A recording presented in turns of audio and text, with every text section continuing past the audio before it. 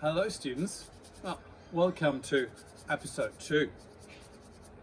Now, as you can see, washing my hands here. And it's really important before and after every experiment that you do the same. Now, if you haven't done so, please press the pause button now and come right back.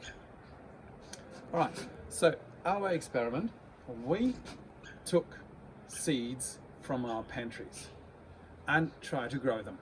Okay, you went on a big scavenger hunt at home and you sent me quite a few emails about what you have found.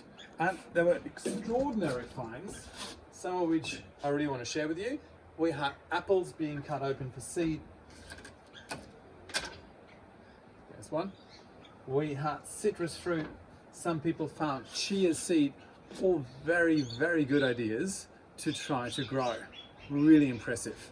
Now I want to show you now what we have as a result from the jar here at my place. I'll take you over there. Now some of these were very successful and other ones not so much. Let's have a look at everything.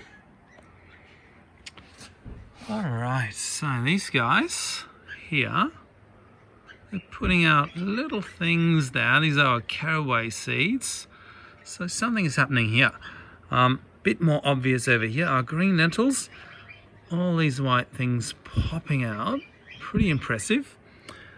I was super impressed by our split lentils. I didn't really expect them to grow, but you can see activity, some growth here as well. This is wheat. You probably know that from our sourdough baking classes at school. So they're happily growing. See how these are some bean seeds. They're also having these little white things coming out of them. Not so good. This is sunflower seed. So you can see the white stuff there. That's mold. Also our kidney beans didn't move at all. So we might have to discard those into our compost bin. If you have a look at these guys, now you can really see that this guy is still intact with its hard seed coat, whilst this guy, it's a broad bean by the way, is putting out its first root. This is what this little white thing is.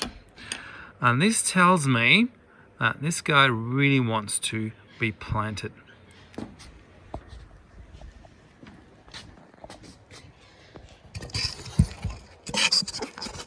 I'll put you back over here. And that's going to be the task of the week. We need to find a way to plant these at home. I know it's not easy to have planting pots everywhere.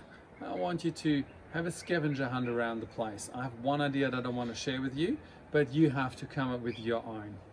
Okay, so I know for a fact that there's a lot of these going around at the moment.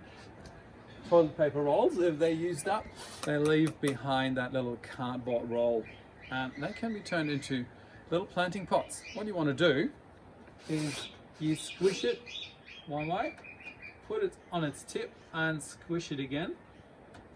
If you do this, you have 4 little folds and you want to cut those with some scissors. Be careful, they're sharp.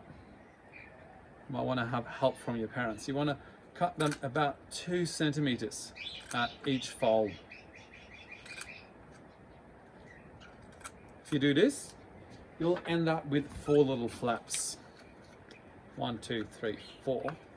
And you can start folding those in to close up the bottom a little bit. Okay.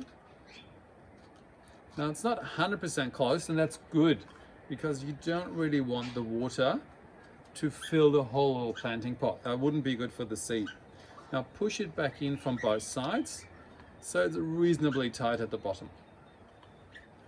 What else do we need? Exactly, love. But soil is also very important. Where do we find soil?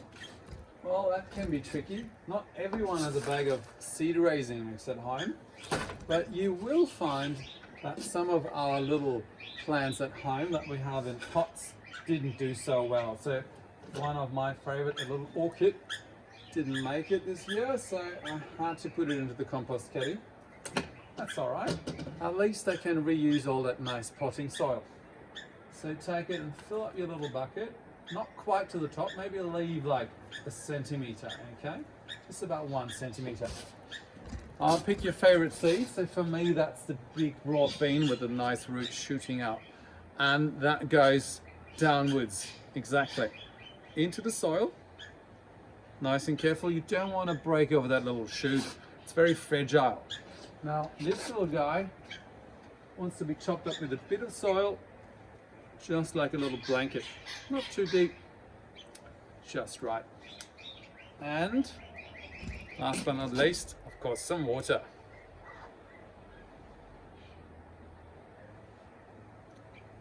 So take your time with this. At some point, you'll see that water will come through the bottom. And that's good. Again, you don't want too much water, you want it running through the pot, but you do have to keep it moist. And that's your task for your upcoming holidays. You're going to find a nice little spot, somewhere where it gets a bit of sunlight, and maybe something like a saucer underneath, so the water won't rush through your kitchen. And keep it moist.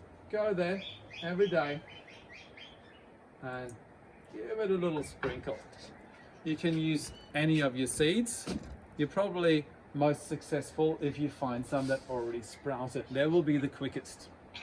All right, so that's your task. I want to get some more feedback, so please send photos. And you can also subscribe to this channel because I might send some more videos over the holidays. So students, off you go. Don't forget to wash your hands after.